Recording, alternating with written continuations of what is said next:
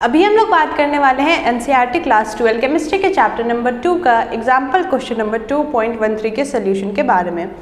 इस क्वेश्चन में क्या बोल रहा है कि 0.6 ml ऑफ एसिटिक एसिड यानी कि CH3COOH लिया गया है जिसका की डेंसिटी 1.06 ग्राम पर ml है और उसको डिज़ोल्व किया गया है 1 लीटर ऑफ वाटर में। तो उसके बाद जो ऑब्जर्व किया गया डिप्रेशन इन फ्रीजिंग पॉइंट में वो देखा गया कि 0.025 केल्विन है।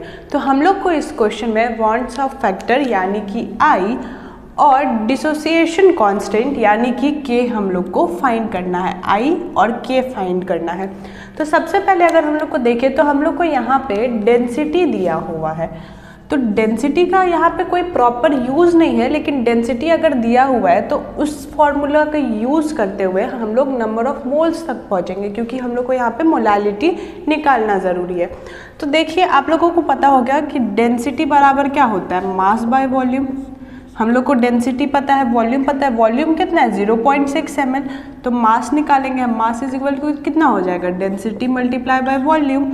डेंसिटी कितना है 1.06 मल्टीप्लाई बाय वॉल्यूम कितना है 0.6। तो ये हमारा मास समझ लेते हैं कि ये मास निकला। अब अगर हम लोग बात करें नंबर ऑफ मोल्स की, तो नंबर ऑफ मोल्स अगर हम देखें ये एसिटिक एसिड का हम लोग नंबर ऑफ मोल्स निकाल रहे हैं तो given mass by molar mass हो जाएगा, है ना। और गिवन मास देखें तो गिवन मास हमारा कितना आया 1.06 मल्टीप्लाई बाय 0.6 आया।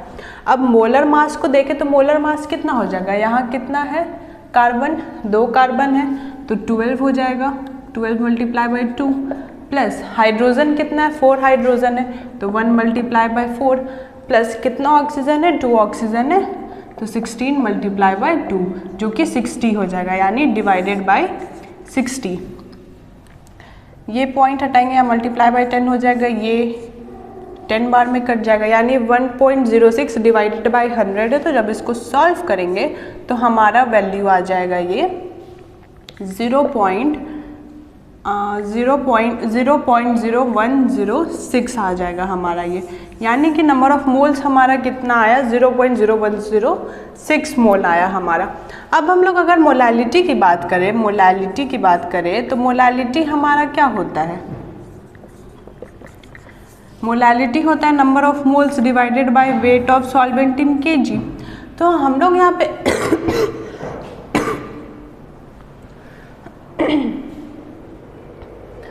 तो मोलालिटी को देखें तो मोलालिटी होता है number of moles divided by weight of solvent in KG. Weight of solvent in KG की बात करें तो सॉल्वेंट हमारा यहाँ पे क्या है वाटर, सोल्यूट हमारा एसिटिक एसिड था, वाटर हमारा सॉल्वेंट है। और वाटर जो 1 लीटर में दिया है, 1 लीटर मतलब क्या हो गया 1 litre is equal to 1 kg।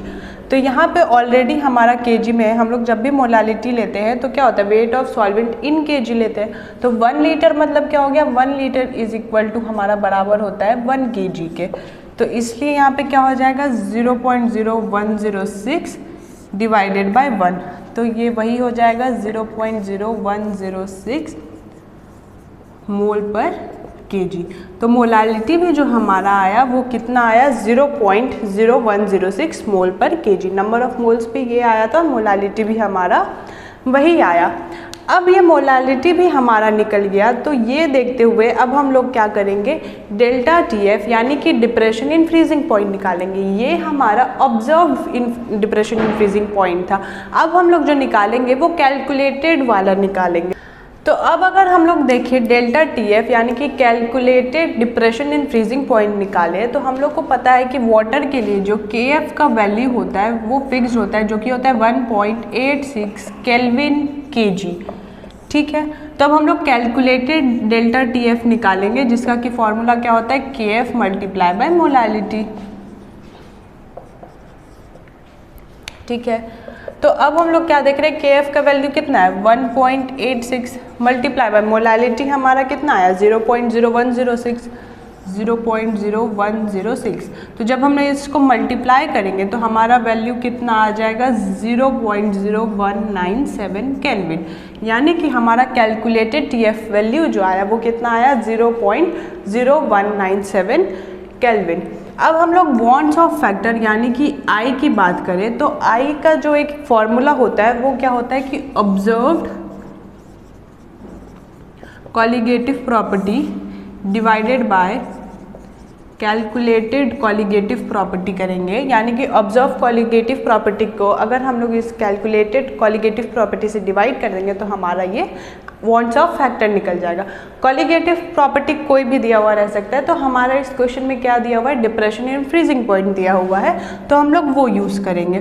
तो ऑब्जर्व्ड कितना ऑब्जर्व्ड किया गया था 0.0205 डिवाइडेड बाय कैलकुलेटेड हमारा कितना आया 0.0197, ये हमारा पॉइंट से पॉइंट उड़ गया। तो जब हमारा आई का वैल्यू कितना आया 1.041, तो आई का जो वैल्यू आया हमारा ये कितना आया, आई का वैल्यू वॉन्ट्स ऑफ फैक्टर हमारा कितना आया 1.041।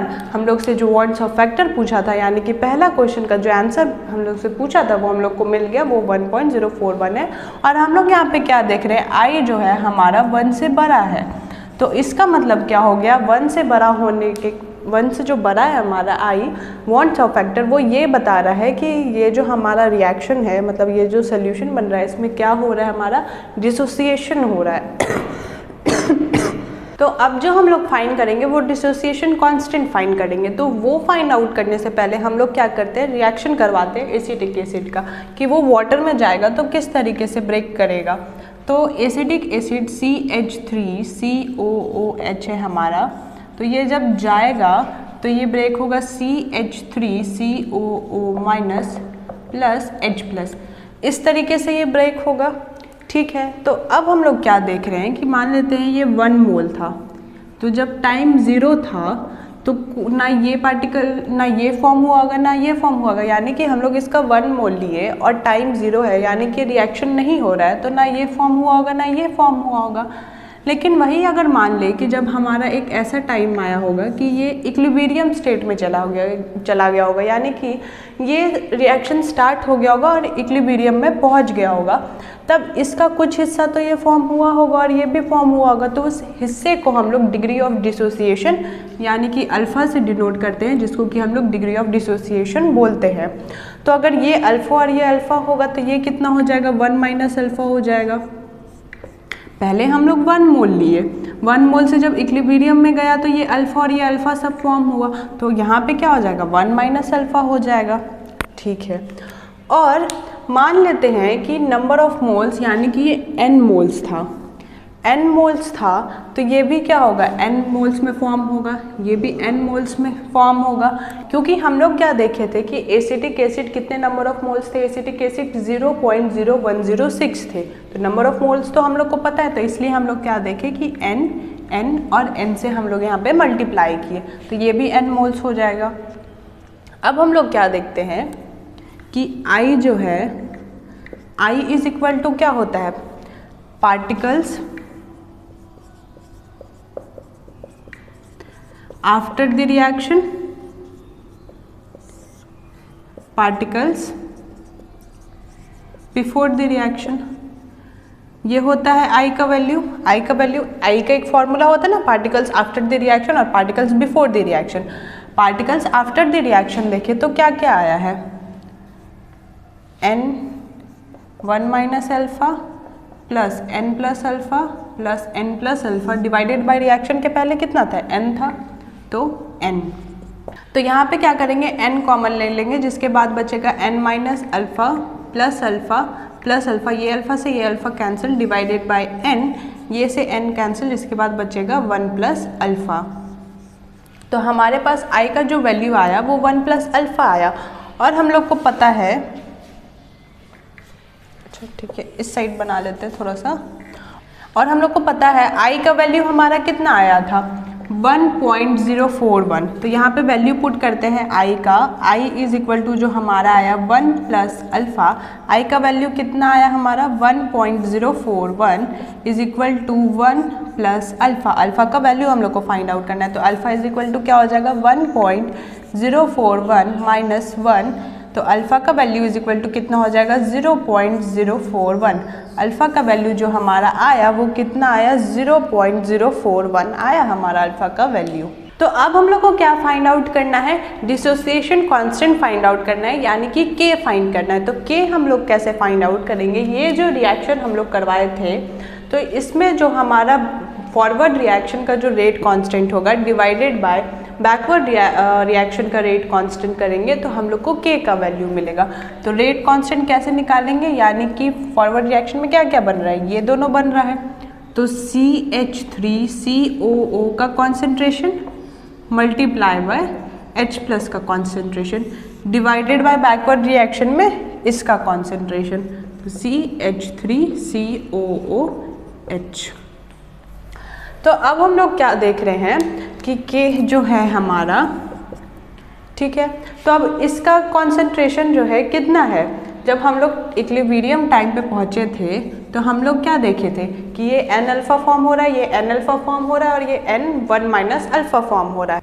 हाँ, तो अब क्या करते हैं, ये जो कॉन्सेंट्रेशन हमारा जो यहाँ पे है इसका कॉन्सेंट्रेशन वो वैल्यू पुट करते जाते हैं। तो K is equal to CH3COO का कॉन्सेंट्रेशन यहाँ पे कितना है N alpha multiply by H+ का कितना है N अल्फ़ा डिवाइडेड बाय इसका कॉन्सेंट्रेशन कितना है N1 - अल्फ़ा।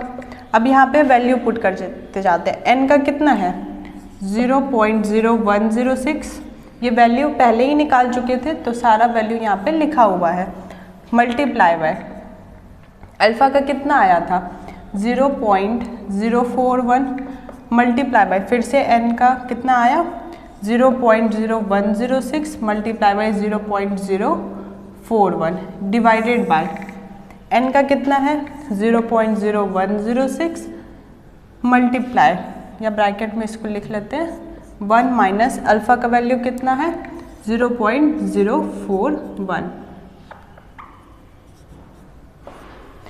ये 0.0106 और ये 0.0106 कैंसिल हो गया, ऊपर वैल्यू क्या क्या बचा 0.041 multiply by 0.0106 multiply by 0.041 divided by 1 - 0.41 करेंगे तो हमारा वैल्यू आएगा 0.959।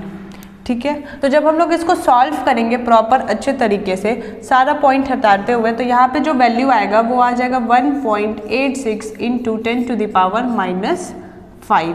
तो जो हमारा डिसोसिएशन कांस्टेंट का वैल्यू आया वो आया 1.86 × 10⁻5।